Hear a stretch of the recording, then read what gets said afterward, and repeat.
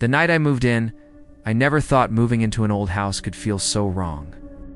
But the moment I stepped through that creaking front door, a chill settled deep into my bones, the kind of cold that doesn't come from the weather outside. It was like the house was watching me, waiting.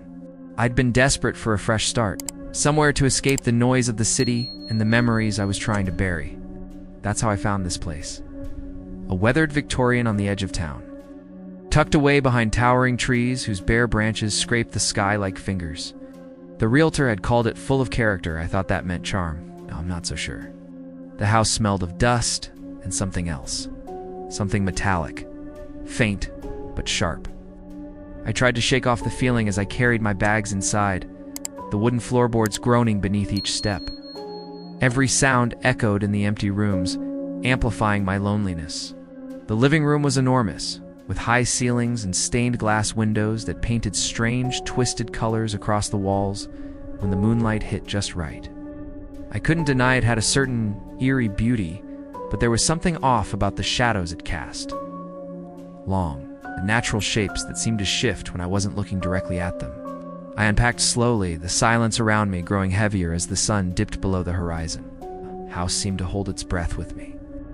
I told myself it was just my imagination, nerves from moving alone. But as the night deepened, the feeling grew stronger, like a weight pressing down on my chest. I found the old fireplace and lit a fire, hoping the flickering flames would push back the darkness creeping in the corners. As the warmth spread, I tried to focus on the future. New job, new life, new me. But that night, sleep didn't come easy. Around midnight, just as I was drifting off, I heard it. A soft scratching noise coming from the hallway outside my bedroom door. My heart skipped. I froze, listening. The sound stopped. I convinced myself it was a branch scraping against the house, or maybe a loose shutter banging in the wind. I got up and checked the locks on the windows, the cool metal reassuring under my fingers. Everything was secure. I went back to bed, but the silence was broken again. This time by faint whispers, barely audible, like voices just out of reach. I strained to catch the words, but all I heard was a low hum that sent shivers down my spine. I told myself it was the wind through the old vents. But then I remembered the house's history. The previous owner, an old woman who'd lived there for decades, vanished without a trace one night. No one knew what happened to her, and after that, the house sat empty for years. People said it was cursed. Strange things happened inside those walls. Things no one wanted to explain. I wasn't a superstitious person, but now I wasn't so sure. The next morning, I tried to shake off the night's events. The sun poured through the windows, the house looking almost normal in the daylight. I explored the rooms one by one, noting the cracked wallpaper, the faded portraits of people I didn't recognize, their eyes seeming to follow me as I moved. In the kitchen, I found an old diary tucked behind a loose brick in the wall. It belonged to the previous owner, the woman who disappeared. Her handwriting was shaky, filled with frantic entries about the shadows and the watching eyes.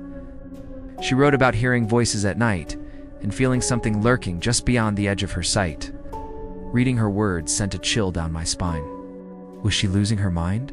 Or was there something truly wrong with this place? I put the diary down, telling myself I was letting fear get the best of me.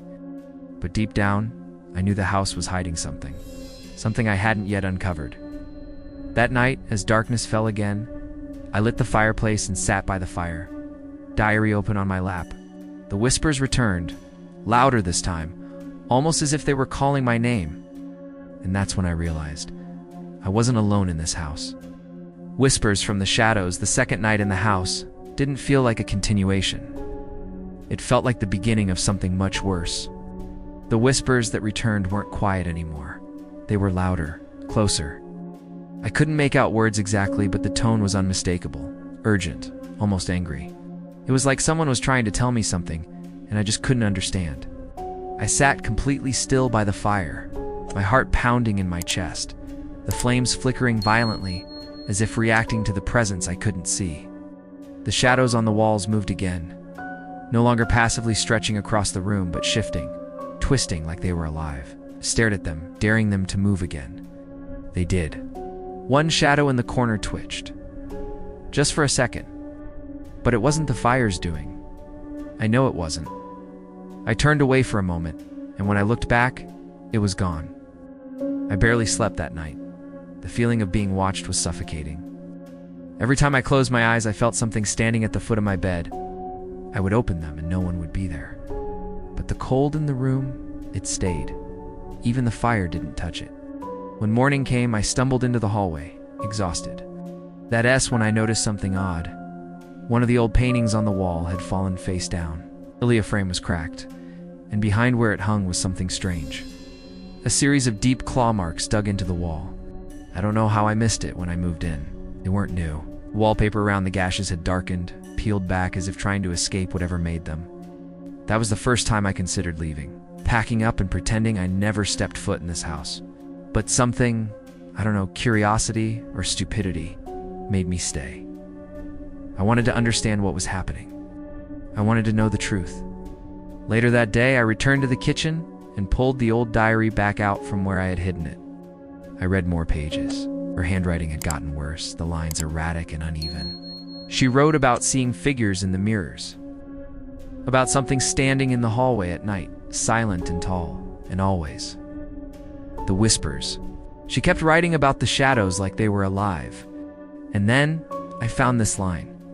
Don't let them speak your name. If they do, they can come through.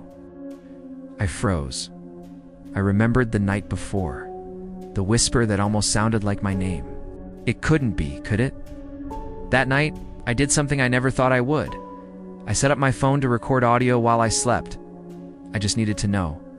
Either I was losing my mind or something was really happening. I placed it on the nightstand, pressed record, and left the room as dim as I could handle. I wrapped myself in blankets and stared at the ceiling for hours before finally drifting off. I woke up to silence. For a brief moment, I thought maybe it was over. Maybe whatever it was had passed. But then I played the recording. It started off quiet, just the soft sound of my own breathing. A creak or two from the floorboards. But around 3:17 a.m., it changed. I heard whispers, faint at first, then louder, clearer. I turned the volume up and listened carefully. They weren't just random noises, they were words. My name, repeated 3 times, slowly, carefully, almost lovingly. Like a warning or an invitation. I dropped the phone. My hands were shaking, my chest felt tight. This wasn't my imagination, it was real. Something in this house knew my name, and it had spoken it in the dark. I didn't sleep the next night. I couldn't. I sat up, every light on, clutching the diary to my chest like it could protect me. The whispers didn't come, but the silence was worse. The kind of silence that feels planned, like something was waiting for the right time to speak again, or, worse, to step out of the shadows entirely, in the most terrifying part. I started to wonder if I had already let it in. The locked room after the night I heard my name whispered back to me. I stopped pretending this was just in my head. Something was in the house with me. I didn't know what it was yet, but it wasn't subtle anymore. It wanted me to know it was there. It wanted me to listen. I spent the next day pacing, replaying the audio over and over. Each time the voice seemed closer, clearer. I couldn't tell if I was imagining that part, or if it was really becoming stronger, more confident. That's when I remembered something. The house had a small hallway on the second floor that ended in a locked door. I had seen it during my first walkthrough, but the realtor had casually brushed it off, said it was just an old storage space, and that the key had been lost long ago. At the time, I didn't think much of it. But now, after everything, that door felt like it was hiding something the house didn't want me to find. I went upstairs. Slowly, the air grew colder with each step.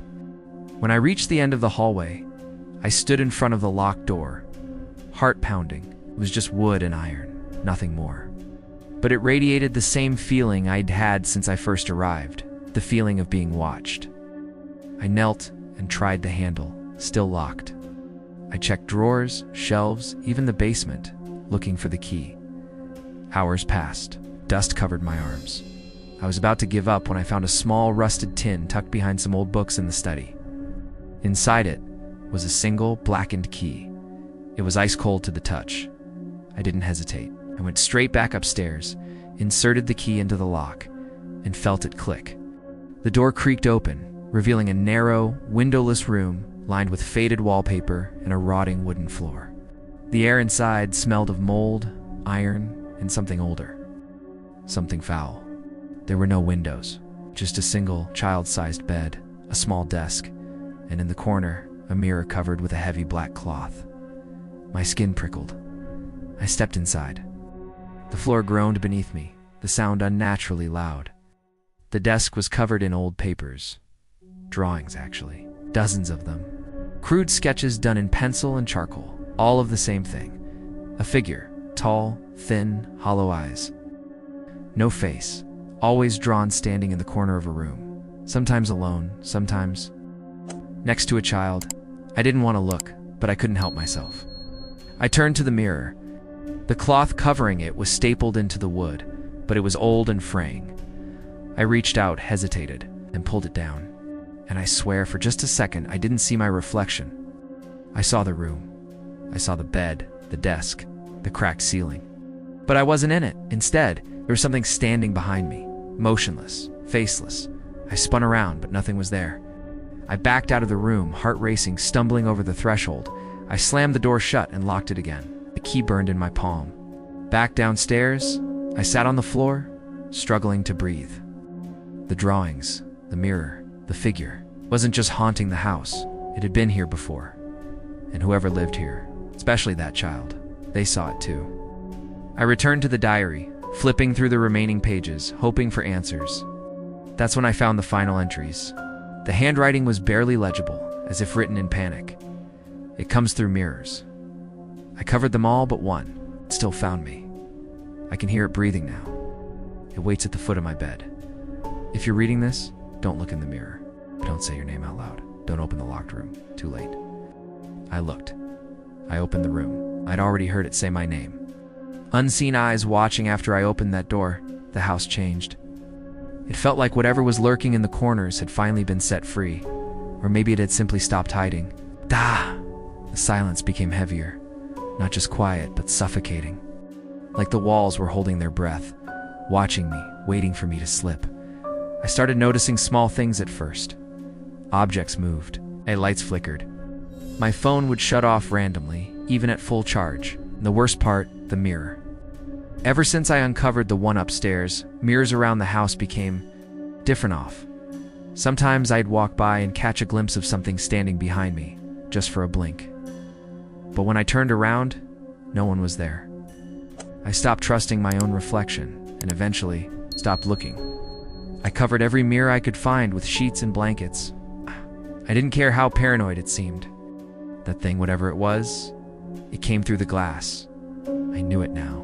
One night, maybe 2 days after unlocking that room, I woke up gasping for air.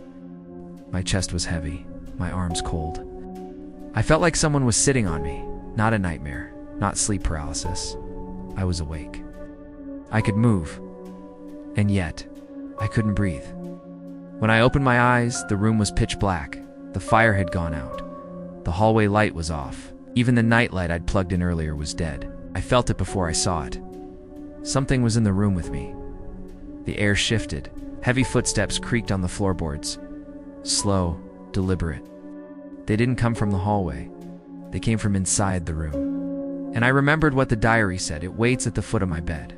I didn't move. Couldn't. I just stared into the darkness, praying I was wrong. Praying it was just my mind playing tricks on me. But then, I heard it. Breathing right next to me. A long, shallow inhale, like someone smelling me. Like it was curious, like it was learning me. I finally turned my head. There was nothing. But the air was still cold. Kind of cold that seeps into your skin and stays. I grabbed my phone and turned on the flashlight. Dead. Not low battery, not frozen, just black. I stumbled out of bed, blindly made my way to the hallway, and every step I took, I felt it behind me. Like invisible eyes pressed into the back of my skull. I didn't look back. I didn't want to see what was following me. I locked myself in the bathroom and stayed there until morning. That was the first time I realized something terrifying. It didn't just want to scare me. It wanted me to see it, to acknowledge it, to invite it. And every time I reacted, every time I gave in to fear, I think it grew stronger. I went days without sleep. Every creak in the floorboards made me jump. Every shadow made me hold my breath. I stopped going into certain rooms. I avoided the hallway after dark. I unplugged every mirror I could, yet it never felt like enough. One night I found something new. Handprints. Small childlike handprints. Dozens of them, smudged across the mirror in the upstairs hallway. And yet I hadn't gone near that mirror in days. It wasn't just one presence in this house. I was beginning to think there were more. Some silent, some watching, some waiting. I flipped back to the last page of the diary, which I had skipped before. It was nearly illegible, almost scratched into the paper. They watched from behind the walls. They don't like the light. They want you to speak. Don't. Whatever you do, don't answer.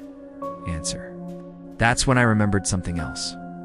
3 nights ago, during one of the whispered sessions, I thought I heard a question. A voice had asked, "Can you see me now?" I didn't reply. But last night, when I heard the breathing next to my bed, I think I whispered yes. "God help me," I answered. No, I don't think it's just watching anymore. I think it's getting ready. And I think I've let it in farther than I ever intended. The truth behind the darkness, I thought it would end once I figured out what it wanted. But the truth wasn't just one thing. It never was. The house wasn't haunted by a spirit. It was infested by something older. Something that wore the shape of people, of shadows, of whispers. It didn't want revenge. It wanted attention, invitation, and worst of all, it fed off fear. I realized it too late. I had given it everything it needed. My voice, my name, my belief. After that night, the one where I answered the whisper, the house changed completely. It no longer waited for the dark. I'd see shapes moving during the day, right behind door frames, reflections of things that weren't there, and that presence was always just behind me. I tried to leave. I packed, rushed to the front door, but it wouldn't open. Not stuck, not jammed, just refused to open. I was trapped. And then the voices began again. But this time, they were no longer whispers. They were clear, loud, mocking. They called my name in every room I entered, from inside the walls, beneath the floorboards, inside the mirrors. The diary said not to let them speak your name, but once they do, they can come through. But what happens once they already have? I found out that night. Around midnight, every light in the house went out. Not a fuse, not the weather. It was intentional. The only light came from the mirror in the upstairs hallway, the one I had covered, then uncovered, then avoided. Now, it glowed faintly, like a screen turned on in a pitch-black room. I was drawn to it, not by curiosity, by something deeper, pulled. As I stepped closer, I saw myself, only it wasn't just me. There was a copy of me in the reflection, smiling. But I wasn't smiling. It tilted its head, raised its hand. And on the other side of the glass, it reached out. The mirror cracked. Once, twice, then shattered, but no glass fell. What came through wasn't human.